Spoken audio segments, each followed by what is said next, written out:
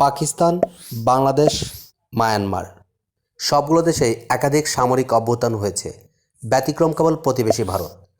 ভারতীয় আর্মি কেবল সেবক হয়ে থেকেছে, কখনো ক্ষমতা গ্রহণের উচ্চাকাঙ্ক্ষা দেখায়নি। 1967 সালে ভারতের জাতীয় নির্বাচন কাভার করতে এসে দ্য টাইমসের সাংবাদিক নেভিল ম্যাক্সওয়েল ভবিষ্যৎবাণী করে বলেছিলেন, এই নির্বাচন হতে পারে ভারতের সর্বশেষ নির্বাচন।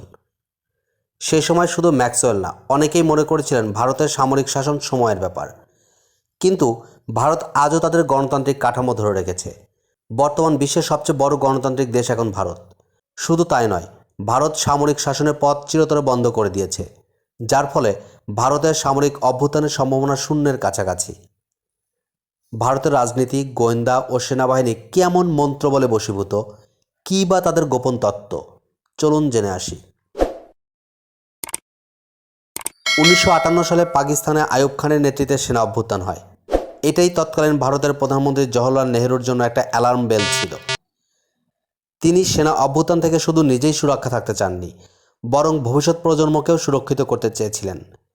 তিনি প্রতিরক্ষা খাতকে এমনভাবে সাজিয়েছিলেন যেন সেনাবাহিনীর যে কোনো বড় সিদ্ধান্তের জন্য সিভিলিয়ান আমলা এবং প্রতিরক্ষা মন্ত্রীর অনুমোদন নিতে হয়। যেমন সেনাবাহিনীর অস্ত্রের প্রয়োজন হলে সচিবের কাছে লিখিত প্রস্তাব আসে। সেনা অফিসারদের প্রমোশনে জেনারেল এককভাবে কিছুই করতে পারেন না, আমলাদের সুপারিশ দরকার হয়। নেহরুর এই আমলাতান্ত্রিক দেয়াল সেনাবাহিনীকে ভারতের রাজনীতি থেকে দূরে সরিয়ে রেখেছে। তৎকালীন ভারতের কমান্ডার ইন চিফ পদটি ছিল বিশাল ক্ষমতার অধিকারী। নৌ, বিমান ও সেনা এই তিন বাহিনী ছিল তার অধীনে।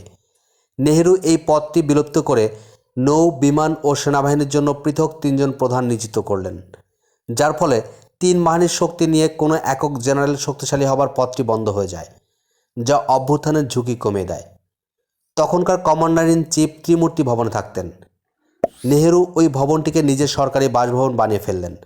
সেই সাথে এই বার্তা দিলেন যে ক্ষমতার কেন্দ্রবিন্দুতে কোনো জেনারেল নয়, বরং জনগণের প্রতিনিধি থাকবে।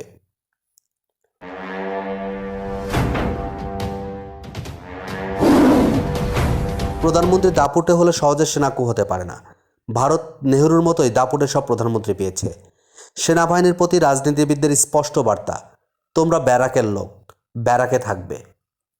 ক্রু তখনই হয় যখন সেনাবাহিনী এই তিনটি জিনিস বিশ্বাস করে: 1, তারা পারবে; 2, জনগণ তাদের মেনে নেবে; 3, ব্যর্থ হলে শাস্তির হাত থেকে বেঁচে যেতে পারবে। ভারতে কখনোই এমন পরিস্থিতির সৃষ্টি হয় না, কারণ ভারত হলো পৃথিবীর সবচেয়ে বড় গণতান্ত্রিক দেশ, আর গণতন্ত্র ও সেনাশাসন এই দুটো বিষয় কখনোই একসাথে চলতে পারে না। গণতন্ত্রের পূর্ব শর্ত হলো সঠিক সময় নির্বাচন। ভারতের নির্ধারিত সময়ে সুষ্ঠু নির্বাচনের মাধ্যমে জনপ্রতিনিধির হাতে ক্ষমতা হস্তান্তর করা হয়। তারা অনিয়ম কিংবা দুর্নীতি করলে জনগণ ব্যালটের মাধ্যমে তাদের জবাব দেয়, ফলে ক্ষমতার পালাবদল ঘটে। ক্ষমতার এই পালাবদলে সেনাবাহিনীর কোনো ভূমিকা নেই।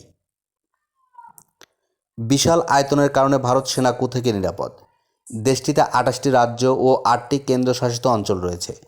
কু করার জন্য সেনাবাহিনীর দ্রুত মুভমেন্ট ও কৌশলগত পয়েন্ট দখলের প্রয়োজন পড়ে। ভারত এত বড় যে একই সাথে সারা দেশে সেসব পয়েন্ট দখল নেওয়া প্রায় অসম্ভব। সেই সাথে একই সময়ে ইন্টারনেট যোগাযোগ কিংবা পরিবহন ব্যবস্থা দখল নেওয়া প্রায় অসম্ভব। দেশের এক প্রান্ত থেকে অন্য প্রান্তে সৈন্য পাঠাতে কয়েকদিন পর্যন্ত সময় লেগে যেতে পারে। এই সময়ের মধ্যে সরকার তার আধা সামরিক বাহিনী দিয়ে পাল্টা অভ্যুত্থান করার সময় পাবে। ভারতের 28টি রাজ্যে 28 জন নির্বাচিত মুখ্যমন্ত্রী আছেন। তারা নিজ নিজ রাজ্যের প্রকৃত শাসক। তাদের সবাইকে একসাথে কবজা করে অভ্যুত্থান ঘটানো প্রায় নেক্সট টু ইম্পসিবল। ভারত জুড়ে 21 লাখ পুলিশ আছে। এই বিশাল বাহিনী তাদের নিজ নিজ রাজ্যের মুখ্যমন্ত্রীর অনুগত। এছাড়া অভ্যন্তরীণ নিরাপত্তা ও দাঙ্গা দমনে আছে 3 লাখের বেশি সেন্ট্রাল রিজার্ভ পুলিশ ফোর্স।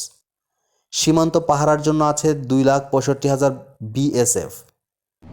বিমানবন্দর, মেট্রো ও সরকারি শিল্প কারখানা নিরাপত্তার দায়িত্বে আছে 1,86,000 সেন্ট্রাল ইন্ডাস্ট্রিয়াল সিকিউরিটি ফোর্স।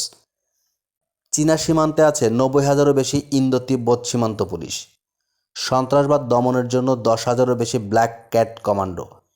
এই বাহিনীগুলোর সাথে সেনাবাহিনীর কোনো সম্পর্ক নেই। তারা স্বরাষ্ট্র মন্ত্রণালয়ের অধীনস্থ। তাদের নিয়ন্ত্রণ থাকে কেন্দ্রীয় স্বরাষ্ট্রমন্ত্রীর হাতে। তাই পুরো ভারতকে একযোগে এক সুতোয় গাঁথা কোনো সামরিক বাহিনীর পক্ষে সম্ভব না।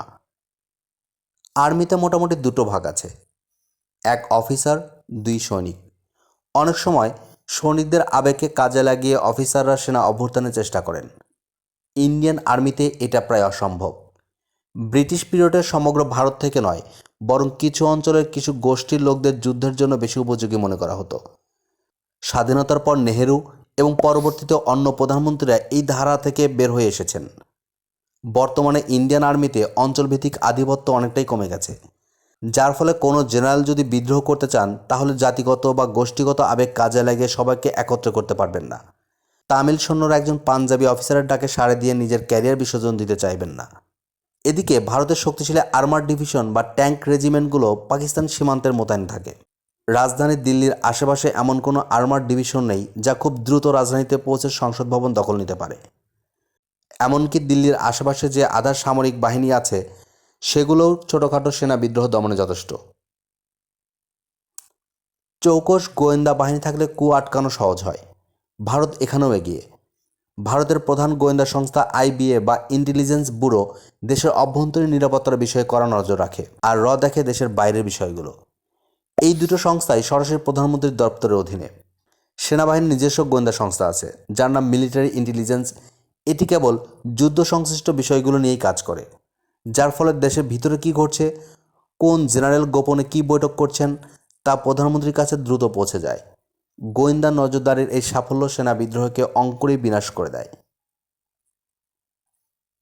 সেনা অভ্যুত্থান এমন একটা ব্যাপার যা একবার ঘটলে পরবর্তীতে বারবার ঘটার সম্ভাবনা বেড়ে যায়। রাষ্ট্রবিজ্ঞানের ভাষায় একে ক্রুপ কন্টাজিয়ন বা অভ্যুত্থানের সংক্রামক প্রভাব বলা হয়।